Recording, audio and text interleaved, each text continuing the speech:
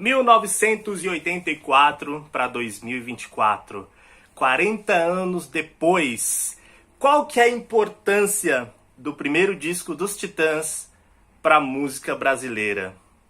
Entre muitos clássicos e lados B interessantes, esse primeiro disco dos Titãs ele ainda tem uma relevância, um charme, um frescor para quem admira e acompanha a história da banda.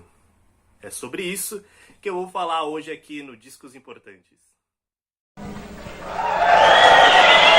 Aí, Titãs!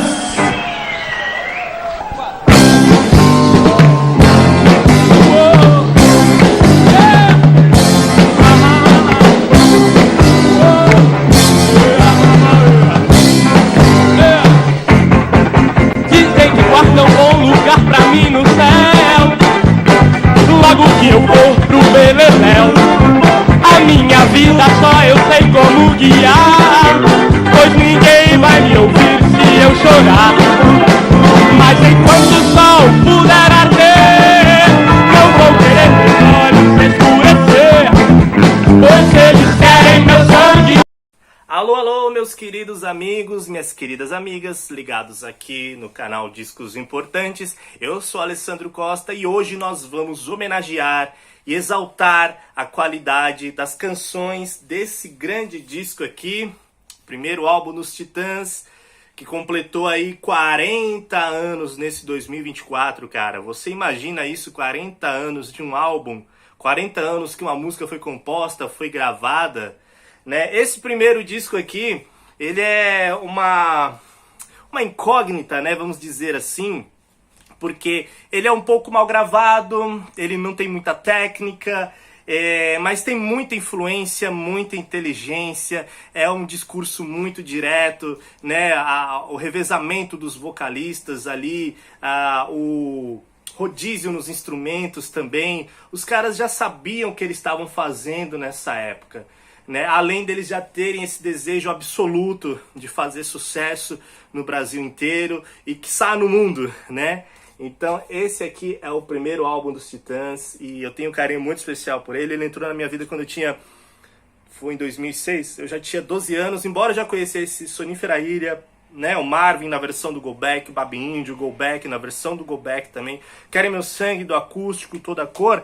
Eu ainda não conhecia as outras músicas, né? Eu era muito pivetinho, não tinha internet, então essas coisas assim foram acontecendo aos poucos na minha vida. E aí que a gente vê o disco todo assinadinho, né, bonitinho, pelo Branco, Brito, Tony, Paulo e o Arnaldo com essa dedicatória maravilhosa aqui, né?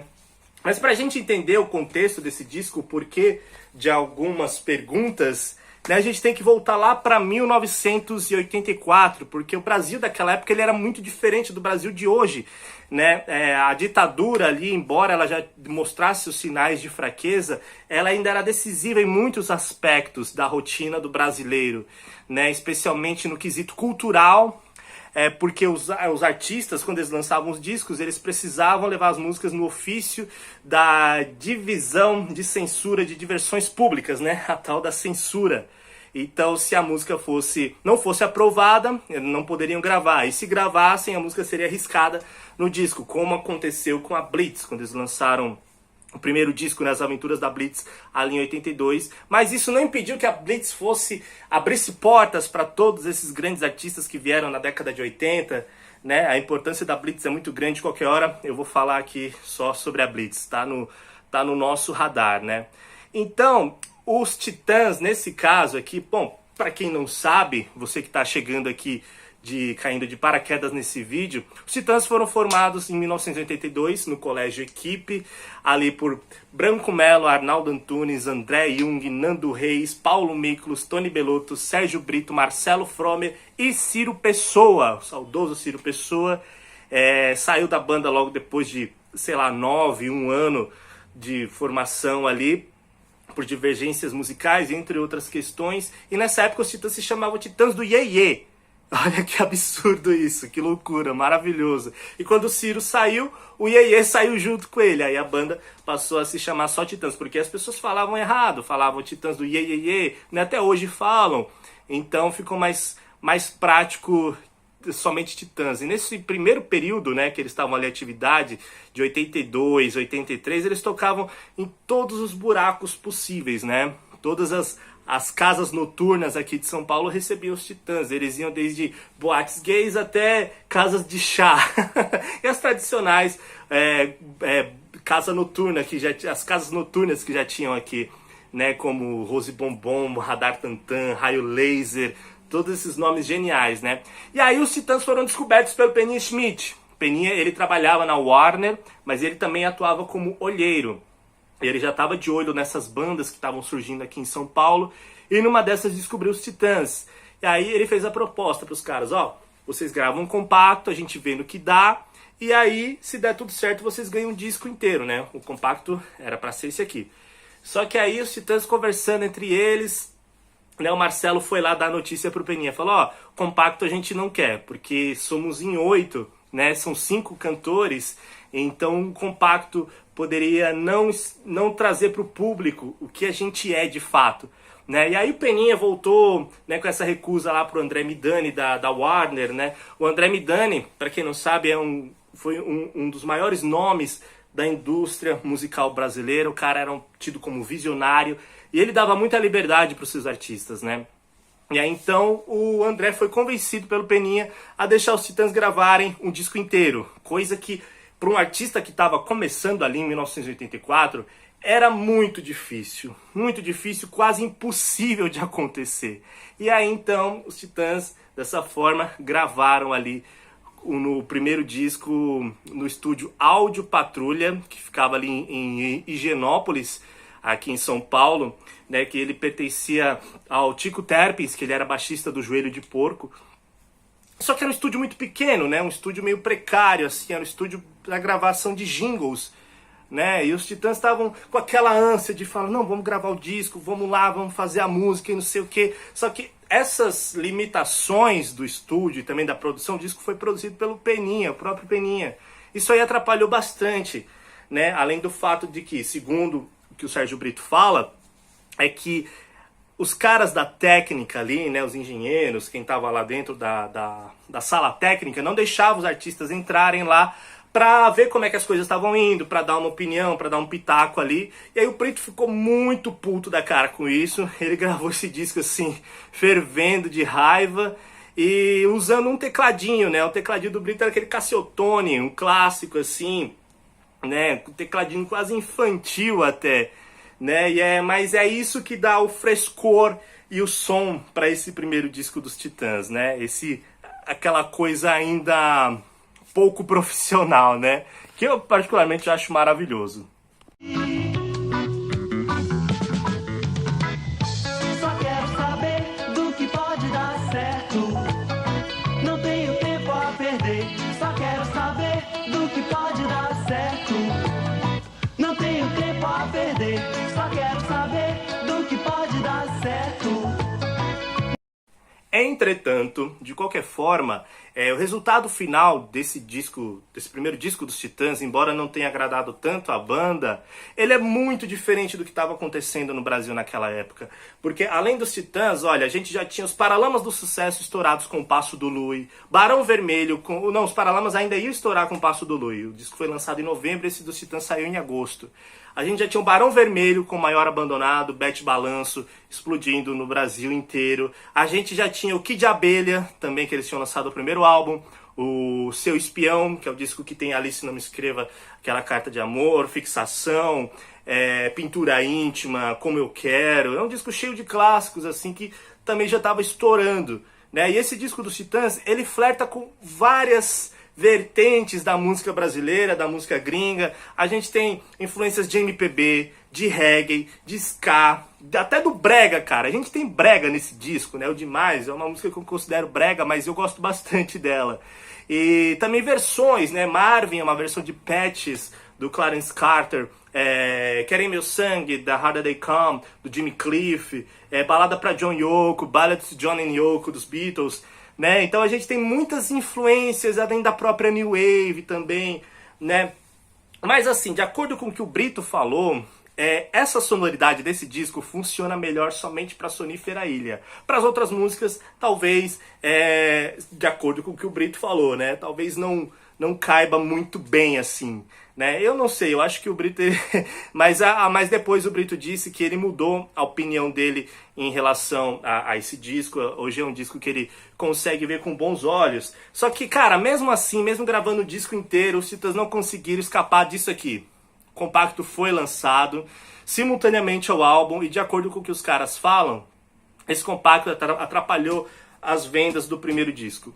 Por quê? Porque Sonífera Ilha ela já se tornou um sucesso, assim, logo de cara. Foi uma música que explodiu no Brasil inteiro. Então, ela deu esse compacto atrapalhou um pouco a venda desse primeiro disco, né? Eu não sei se teria sido disco de ouro, é meio difícil de imaginar, né? Até porque os Titãs só seriam disco de ouro no LP Cabeça Dinossauro, de 1986, que eu já falei sobre essa obra-prima, que é o nosso primeiro programa, foi com Cabeça Dinossauro, né? Mas esse sucesso tão avassalador de Sonífera Ilha permitiu que os Titãs se tornassem figurinhas carimbadas nos programas de auditório, né? Barros de Alencar, Cassino do Chacrinha, Clube do Bolinha, todos esses aí tinham os Titãs lá quase sempre. Sempre você poderia ver os Titãs fazendo aquelas performances maravilhosas, né? Com aqueles figurinos extravagantes, únicos, né? Tinham os ternos coloridos, as roupas com os números, o visual bichos escrotos, né? O tarjas, e também fazendo aquela coreografia, né? Porque para não se perder ali no meio das bailarinas, os caras tiveram aulas com a professora de dança, assim, uma pessoa profissional, ensinou eles ali, e aí eles cada um tinha uma performance ali enquanto a música tocava, e simplesmente épico, cara. É uma coisa única, assim, na música brasileira, todo esse desempenho de Sonífera Ilha, essa performance, na verdade, né? Todo mundo muito arrumadinho, de gravata, outro... O que vem a ser isso? Boa noite. Eu tava dizendo todo mundo, eu comecei de baixo pra cima, de repente cheguei lá. Isso aí é punk, não? Não. O que é? Isso é Sonífera Ilha. Então...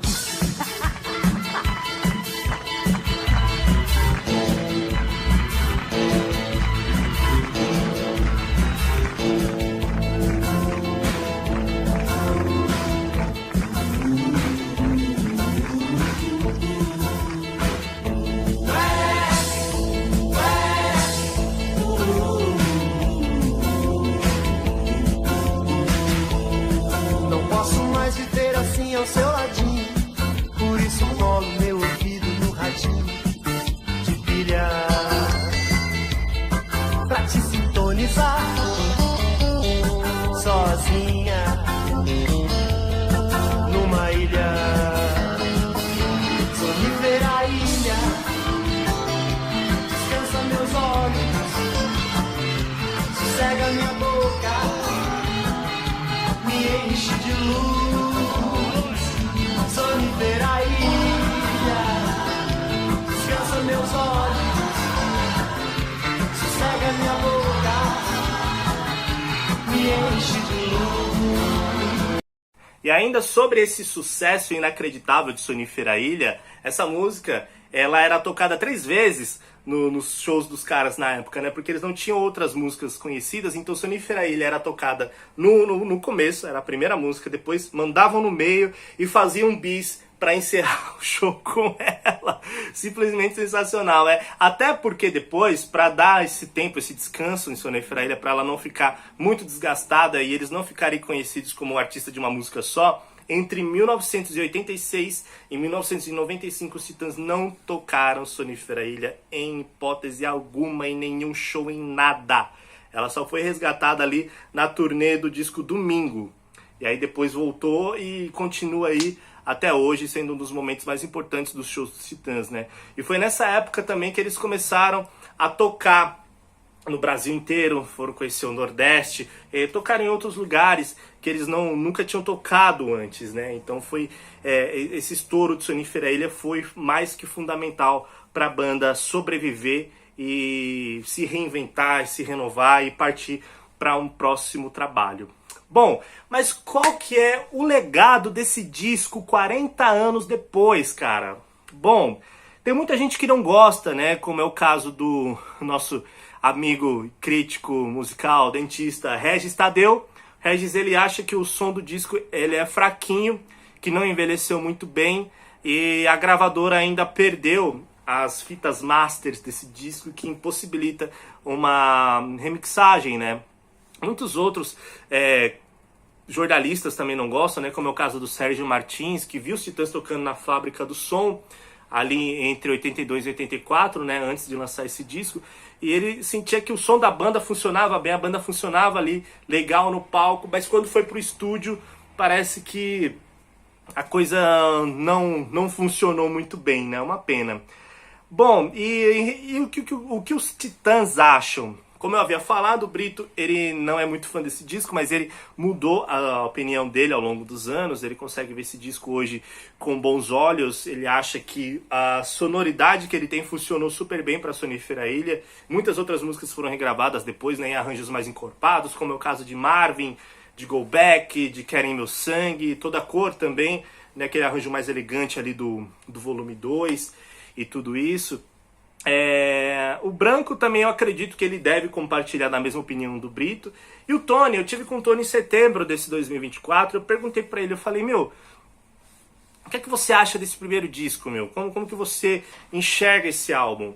E ele me disse que gosta do disco, e ele lembra lá na época, né, em 84, ele falou que o Branco e o Brito ficaram putos com o som do disco, falaram que tava uma merda. Eu falei pra eles, vocês estão loucos, a gente tem um disco, né? O Tony, ele tem esse lado mais de apaziguar situações, né? De um cara, um mediador ali, um cara que tenta acalmar os ânimos, ver o lado positivo de tudo, né, que isso já é um pouco mais diferente do Brito, que é um cara extremamente exigente ao pé da letra, né, o Branco também, e o Tony, ele é mais tranquilo em relação a algumas coisas, né, ele não fica implicando à toa com algumas questões. Mas além disso tudo, cara, além da opinião da banda, eu acho que a longevidade desse disco e das músicas dele acima de tudo, eu ignoro completamente esses detalhes técnicos, a falta de conhecimento, de profissionalismo da banda. Eu ignoro tudo isso, eu foco na qualidade das músicas, porque ao vivo elas funcionam muito bem, cara. Sem falar no discurso poético, discurso inteligente, de qualidade, é uma coisa íntegra que os Titãs tinham já nessa época e tem até hoje, né? A gente vê letras brilhantes aqui, se você parar pra pensar que os caras tinham 20 e poucos anos na época, né? 22, 20, 24, 25 anos, para fazerem letras como a de Marvin, né? Uma letra brilhante, essa sensibilidade que existe em Toda Cor também, em Demais, né? A brincadeira que a gente tem em Pule, em Seu Interesse, Babi Índio. Cara, eu tive com o Ciro Pessoa em 2019 e foi um momento muito importante, muito especial na minha vida, porque foi a primeira e última vez que eu tive com o Ciro. Eu sou amigo do Chico Marques, né, o guitarrista da Flying Chair, a banda do Ciro na época. E um dia ele falou assim pra mim, meu, vem aí no estúdio, a gente tá fazendo um disco novo, vem aí no estúdio que hoje é o último dia de gravação. E eu tava no trabalho, meu, O estúdio era ali na Teodoro Sampaio e eu trabalhava em Santo Amaro, cara.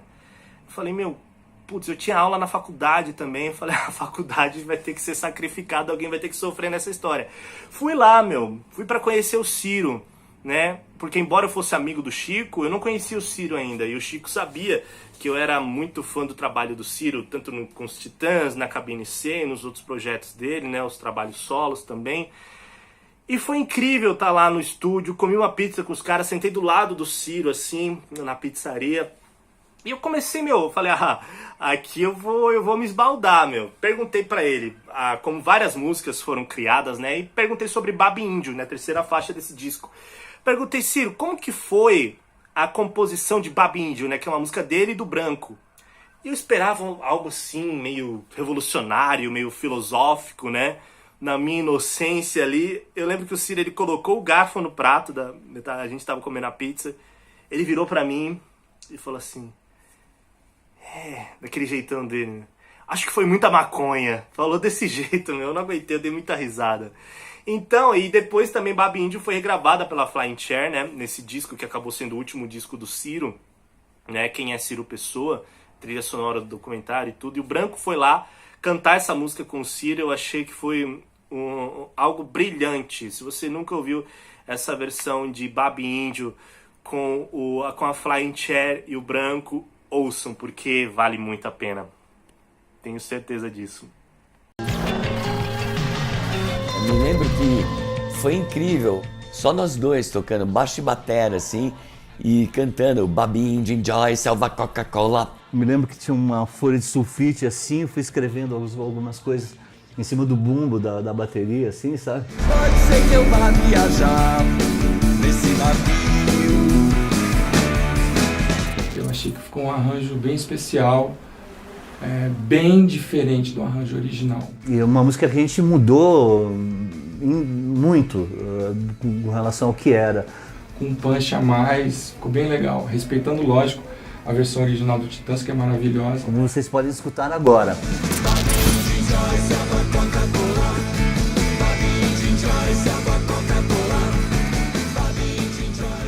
Quando eu começo a escrever uma coisa, eu já sei se vai ser poesia, se vai ser letras de música. E aí, muitas músicas desse álbum foram regravadas, né? Sonífera Ilha, eu acredito que é o recorde de gravações dos Titãs. Ela tá presente nos blocos de carnaval, já foi regravada por artistas de rock, por artistas de samba, de pagode, de tudo quanto é jeito, sabe? Assim como Marvin também já foi regravada, Paulo Ricardo regravou, Go Back também tá aí na lista da Patrícia Marques, que ela também já regravou.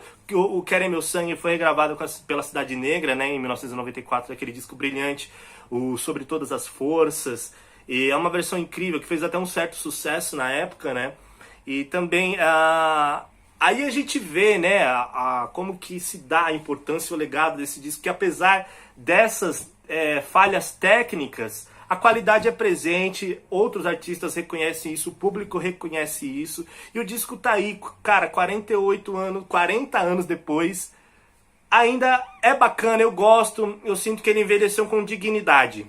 Eu acho que essa é a palavra certa. E, além de mim, né, os outros fãs dos Titãs, eles têm uma opinião parecida, né?